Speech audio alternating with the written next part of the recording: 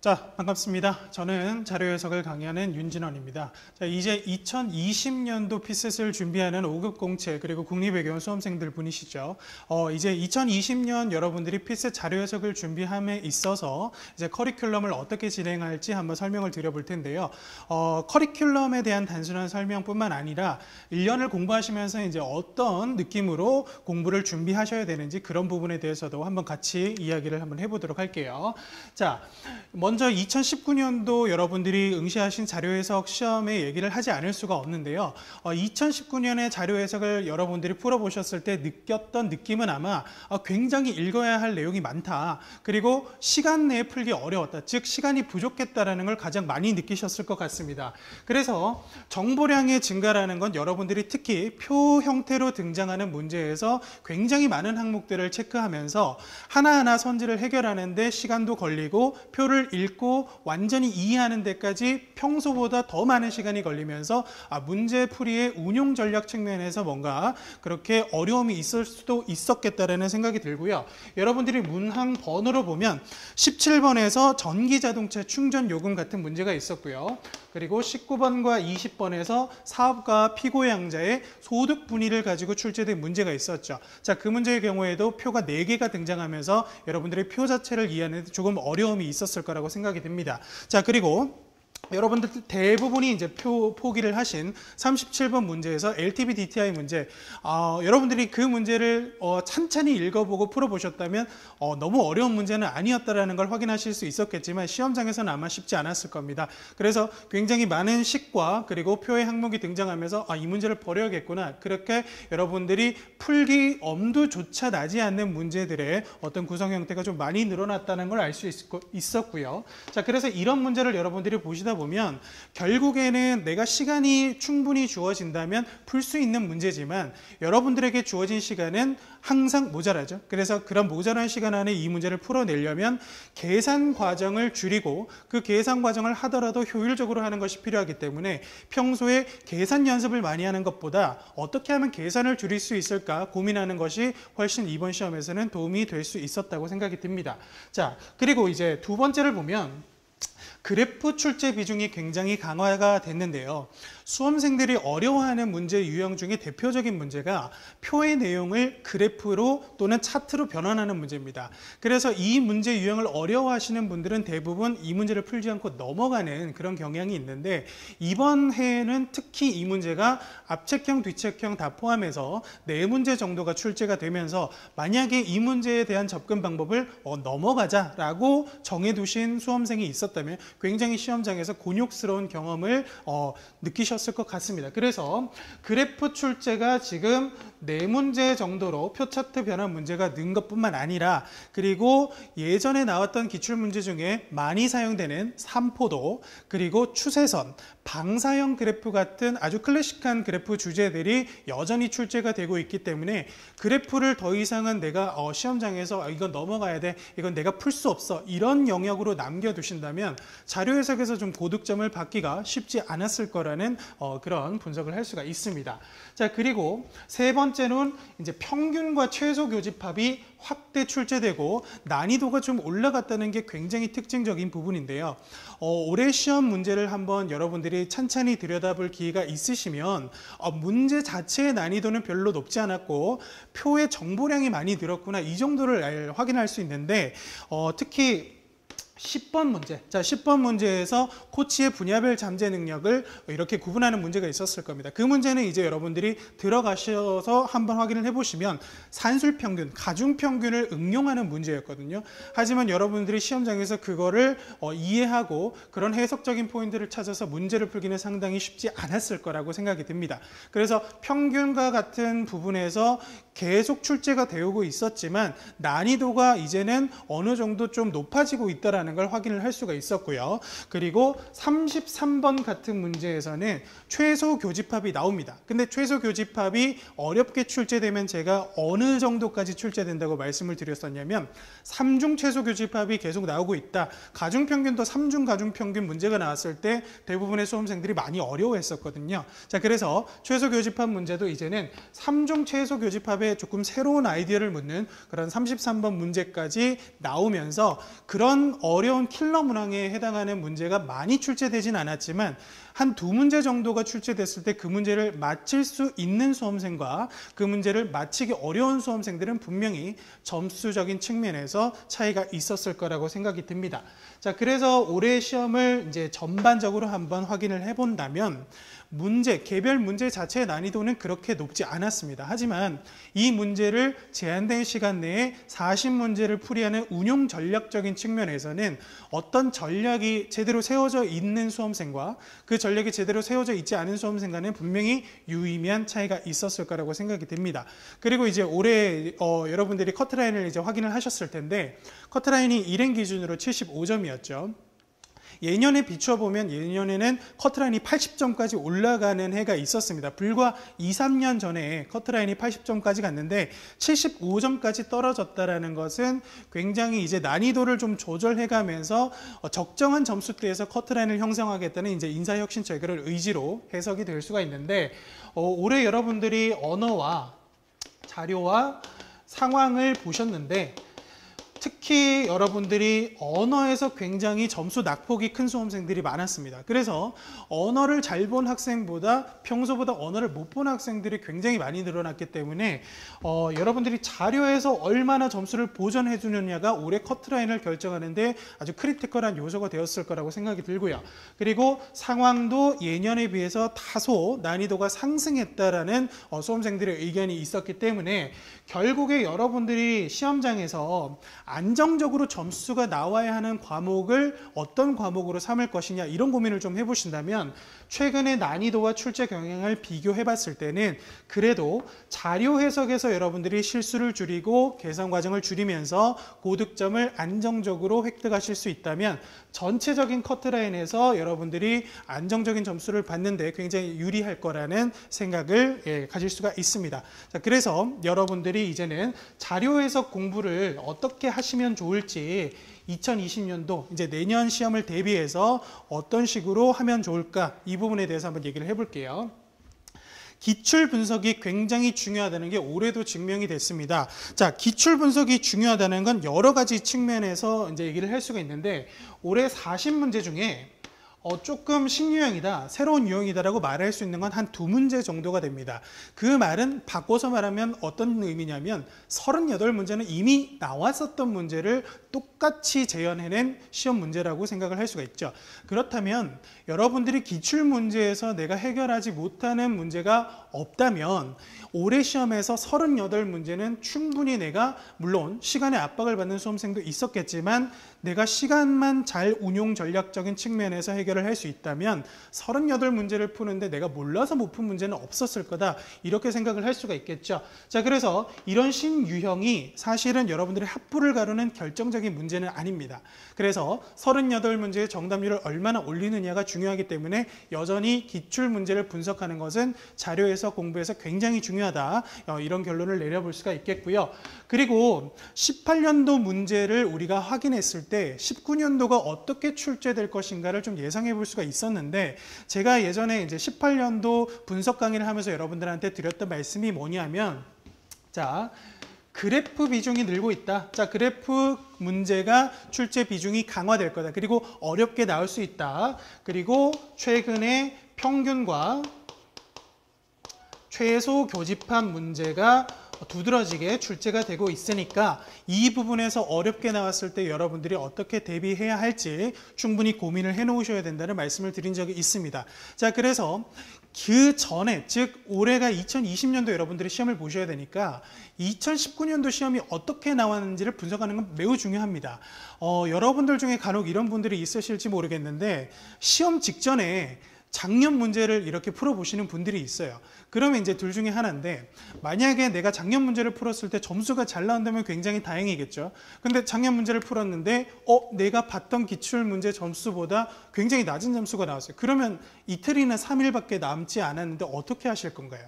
자, 그래서 여러분들이 기출문제를 아껴둔다라는 거는 뭐 그 나름대로의 좋은 의미는 있을지 모르겠지만 우리가 2020년도 문제의 어떤 그런 부분을 고득점을 막기 위해서는 그 전해 출제된 문제의 출제 유형이나 트렌드를 아주 분석적으로 살펴볼 필요가 있다는 걸 알 수가 있죠. 자, 그래서 올해 2019년도 문제도 2018년도와 연장선상에서 그래프 출제 비중 강화 그리고 평균과 최소 교집합 문제의 난이도 상승 측면이 있었기 때문에 올해 시험을 잘 분석을 해 놓으셔야 내년 시험도 여러분들이 좋은 점수를 얻을 수 있을 거라고 생각이 듭니다.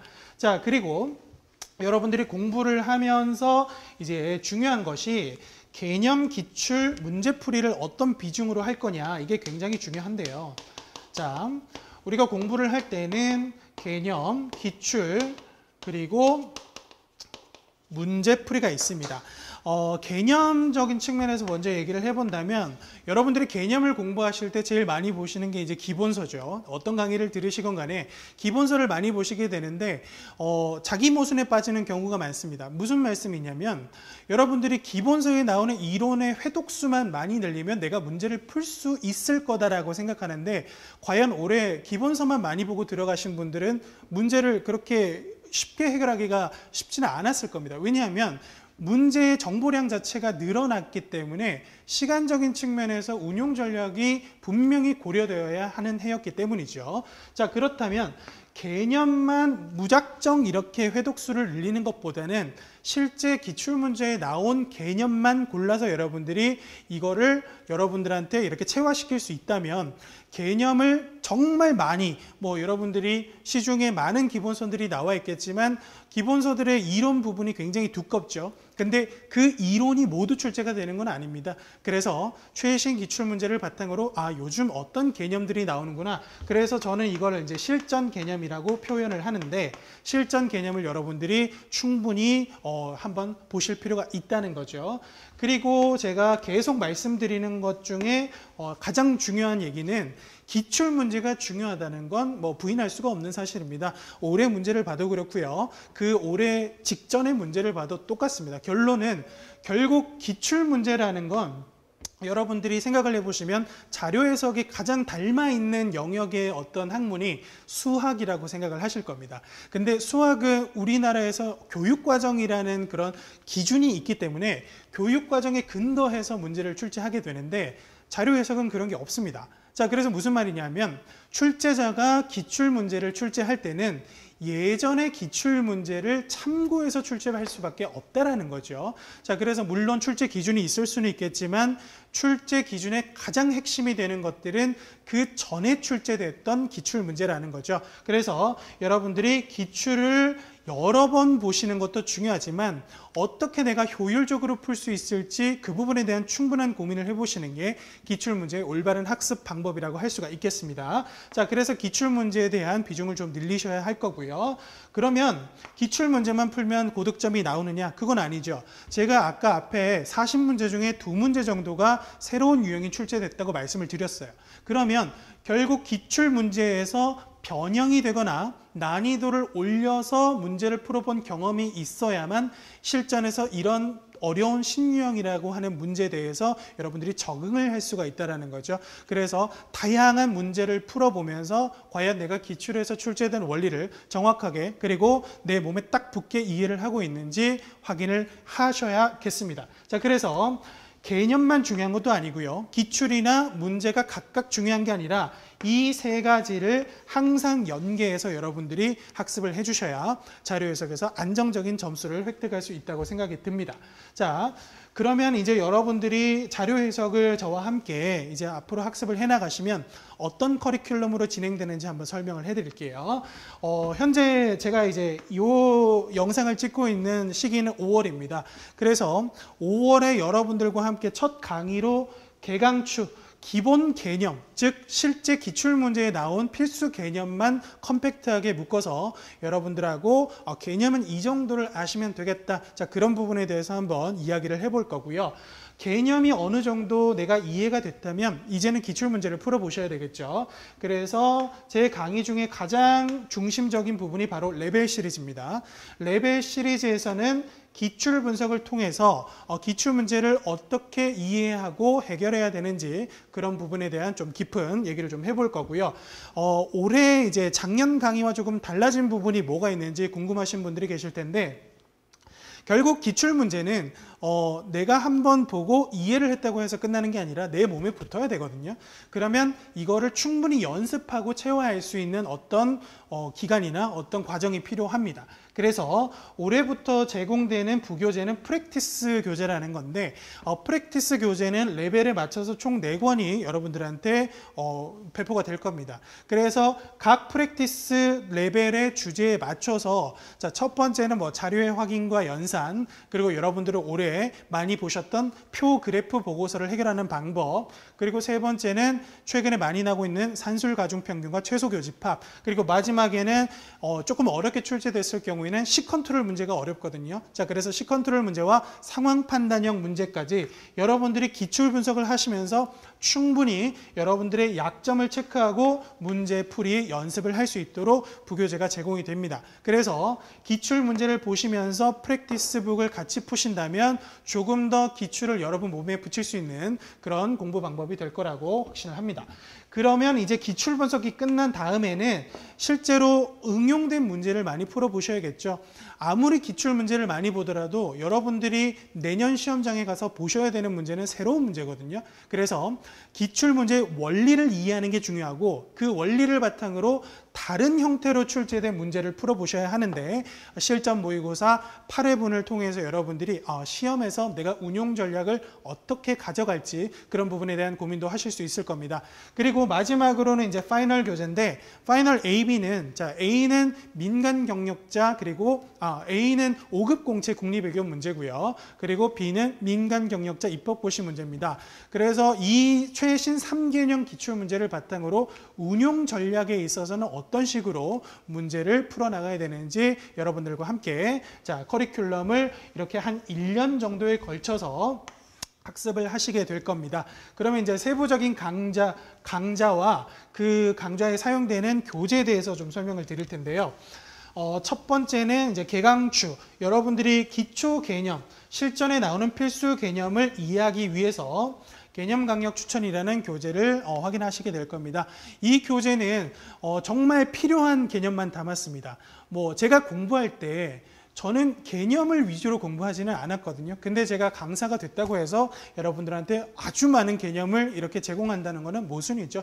자, 그래서 실제로 고득점을 받기 위해서 필요한 개념만 추려서 압축을 했습니다. 그래서 이 교재에서는 여러분들이 정말 이 개념만 알면 풀 수 없는 문제는 없다. 자, 이런 식으로 확인을 하실 수 있도록 준비를 했으니까 이 개강추에서는 반드시 나온 개념은 무조건 모두 이해를 하셔야 돼요. 자, 그래서 개념에 대한 얘기를 좀 할 수가 있겠고요. 자, 수강료는 무료입니다. 그래서 뭐 제 강의를 계속 들으실 분이나 들지 않으실 분이라 하더라도 자료 해석을 제가 생각했을 땐 기본적으로 계산의 영역에서 해석의 영역으로 옮길 수 있는 게 저는 출발선이라고 생각을 하거든요. 자, 그래서 출발선에서 내가 자료 해석을 어떻게 이해하는지 시야만 제대로 확립을 하더라도 여러분들이 후에 기출 분석을 하시든 문제를 푸시든 더 효율적인 방법으로 문제를 해결할 수 있을 거라고 생각이 듭니다. 자, 그래서 수강료가 무료이기 때문에 부담 없이 여러분들이 한번 들어보시면서 과연 윤진원이라는 강사가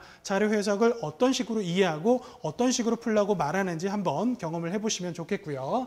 자, 그리고 이제 레벨 시리즈 교재는 기출 분석서입니다. 자, 기출 난이도별로 여러분들한테 제시를 할 거고요. 그래서 가장 쉬운 초급 난이도에서부터 최근에 나왔던 어려운 고급 난이도 기출에 이르기까지 여러분들한테 단계적으로 기출 문제 학습을 제공하기 때문에 기출을 한번 제 강의를 따라오는 것만으로도 확실하게 정리를 할 수 있는 경험을 하실 수가 있을 거고, 그리고 해설에서 합격자가 실제로 문제를 어떻게 푸는지 합격자 팁이 제공이 됩니다. 그래서 강의뿐만 아니라 실제 수험생들은 합격했던 수험생들이 어떻게 풀었는지 확인을 해보실 수가 있을 거고요.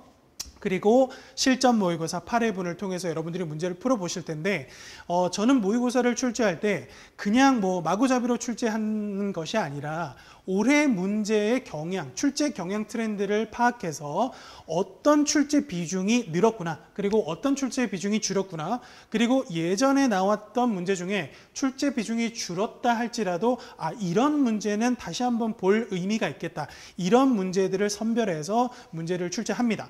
그래서 여러분들이 제 문제를 풀어보신다면 뭐 올해도 문제를 풀어보시고 들어간 수험생들이 고득점을 많이 받았는데 결국에는 어렵고 남들이 못 푸는 문제를 맞힐 때 고득점이 나오는 게 아니라 남들이 틀리지 않는 문제에서 나도 실수가 없어야 하고 그리고 전력적으로 남들이 틀리는 혹은 맞히기 어려운 문제에서 한두 문제 정도 내가 변별력을 가질 수 있다면 고득점이 나오는 거거든요. 자, 그래서 이러한 기출 유형 트렌드를 고려한 새롭게 출제된 문제들을 여러 번 풀어보시면서 운용 전략을 확인하시면 좋겠습니다. 자, 그리고 마지막 파이널 AB 교재는 앞서 말씀드린 것처럼 최신 3개년 기출을 바탕으로 실제 시험장에서 어떤 전략을 가지고 풀어야 하는지 그 앞에 기출 문제의 내용이 분석적인 내용이었다면 뒤에 기출문제 AB의 내용은 문제풀이 전략에 좀 집중을 해서 강의를 진행하게 되겠습니다.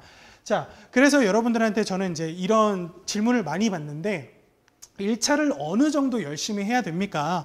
그리고 2차 공부할 시간도 없는데 1차 공부를 내가 이렇게 올인을 해봤자 결국 시험장에 가면 백지 상태니까 결국 떨어지는 건 똑같지 않습니까? 이런 질문을 많이 하시는데 근데 그렇습니다. 여러분들이 1차도 어렵게 생각하시고 2차도 물론 어렵게 생각하시죠. 근데 생각을 해보시면 1차를 합격하지 못하고 2차 공부를 아무리 하셔봤자 여러분들이 그거를 점수를 확인받을 기회조차 주어지지 않거든요. 자, 그래서 결국에는 뭐 여러분들이 1년 만에 동차 합격을 하는 굉장히 좋은 상황도 벌어질 수 있지만 수험 기간을 짧게 하기 위해서는 제가 생각했을 때는 1차에서 합격한 경험이 있는 수험생들은 만약에 2차에서 고배를 마신다 하더라도 다음 해에 준비를 할 때 내가 1차 공부를 이 정도로 해서 자, 뭐 효율적으로 방법만 내가 확인을 할 수 있다면 아무래도 내가 1차에 올인을 했을 때보다는 2차에 가용할 수 있는 시간이 늘어나게 됩니다. 자, 그렇다면 1차를 안정적으로 합격한 이후에 2차를 여러분들이 온전히 시간을 투자해서 승부를 걸어보시는 게 저는 좀 더 합격선에 다가갈 수 있는 우월 전략이라고 생각을 합니다.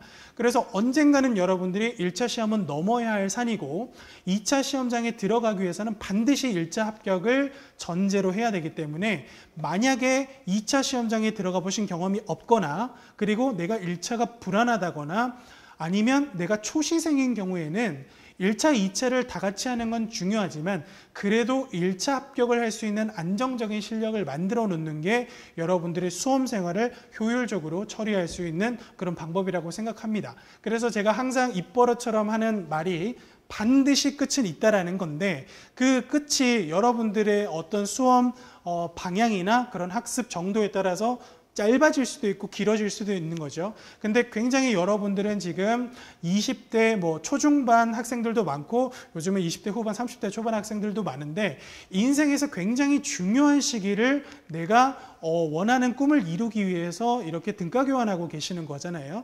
그렇다면 이 기간들이 의미가 있도록 여러분들이 준비를 하시고 이 끝을 여러분들이 합격이라는 결과로 마무리하기 위해서는 1차는 반드시 넘어야 하는 과목이고 이걸 한번 안정적으로 해놓으시면 뭐 다음에 그리고 그 다음에 수험을 준비할 때 좀 더 2차에 집중할 수 있는 기회를 만들 수 있을 거라고 생각합니다. 자, 뭐 그래서 중요한 건 제가 여러분들과 함께 1차를 공부하면서 자료 해석에서 안정적으로 고득점을 받을 수 있는 실력을 같이 만드는 거니까 여러분들과 뭐 수업에서 이제 이야기를 좀 더 자세하게 해야 될 것 같습니다. 자, 그러면 일단 여러분들과 함께 수업에서 만나 뵙도록 하겠습니다.